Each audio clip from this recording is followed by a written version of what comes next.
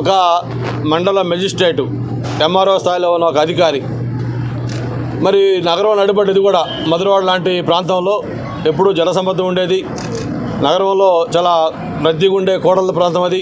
అటువంటి దగ్గర దట్టు ఏదో ఇండివిజువల్గా ఎక్కడో దూరంగా ఉన్న ఒంటరిగా ఉన్న ఇళ్ళు కూడా కాదు, అపార్ట్మెంట్లో కొంతమంది వ్యక్తులు అర్ధరాత్రి 10-11 గంటలలో ప్రవేశించి అతి దారుణంగా ఇనప రాడ్లతో కొట్టి అతన్ని చనిపోవడానికి కారకులయ్యారంటే ఈ మధ్య భూ సంబంధించిన సెటిల్మెంట్లు కానీ తగాదాలు కానీ ఏ విధంగా ప్రైవేటు వ్యక్తులు వచ్చి సెటిల్ చేసుకుంటూ ఉన్నారో మనం చూస్తూ ఉన్నాం. ఏదైనా ఒక భూమి మీద ఆ వ్యక్తులకు కనబడిందంటే ఆ భూమి వాళ్ళకి ఇవ్వాల్సిందే.